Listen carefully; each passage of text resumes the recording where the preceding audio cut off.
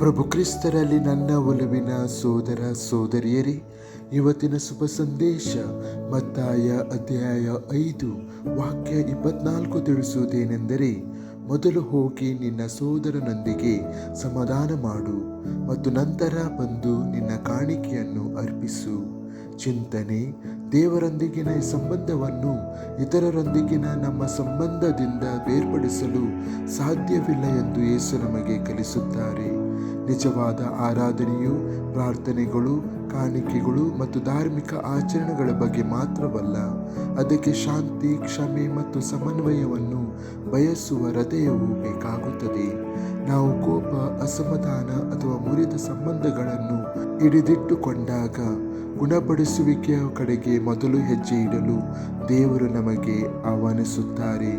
ಸಮನ್ವಯವು ದೇವರ ಸ್ವಂತ ಪ್ರೀತಿ ಮತ್ತು ಕರುಣೆಯನ್ನು ಪ್ರತಿಬಿಂಬಿಸುತ್ತದೆ. ಕ್ಷಮಿಸುವ ಮತ್ತು ಶಾಂತಿಯನ್ನು ಹುಡುಕುವ ಮೂಲಕ ಅವನಿಗೆ ಇಷ್ಟವಾಗುವ ಉಡುಗೊರೆಯನ್ನು ನೀಡಲು ನಾವು ನಮ್ಮ ಹೃದಯವನ್ನು ಸಿದ್ಧಪಡಿಸುತ್ತೇವೆ. ಪ್ರಾರ್ಥನೆ: ಕರ್ತನಾದ ಯೇಸುವೆ, ಇತರರೊಂದಿಗೆ ಶಾಂತಿ ಮತ್ತು ಪ್ರೀತಿಯಿಂದ ಬದುಕಲು ನೀನು ನನ್ನನ್ನು ಕರೆಯುತ್ತೀಯಾ? ನನ್ನನ್ನು ನೋಯಿಸುವುದವರನ್ನು ಕ್ಷಮಿಸಲು ನಮ್ರತೆ ಮತ್ತು ವಿಭಜನೆ ಇರುವಲ್ಲಿ ಸಮನ್ವಯತೆಯನ್ನು ಹುಡುಕುವ ಧೈರ್ಯವನ್ನು ನನಗೆ ನೀಡಿರಿ. ನನ್ನ ಹೃದಯದಿಂದ ಎಲ್ಲ ಕಹಿ ಮತ್ತು ಕೋಪವನ್ನು ತೆಗೆದುಹಾಕಿರಿ. ನನ್ನ ಆರಾಧನೆಯು ನಿನಗೆ ಪ್ರಾಮಾಣಿಕವಾಗಿರಲಿ ಮತ್ತು ಸದಾ ನಿನ್ನ ಸೇವೆ ಮಾಡಲು ನನಗೆ ಸಹಾಯ ಮಾಡಿರಿ. ಆಮೆನ್.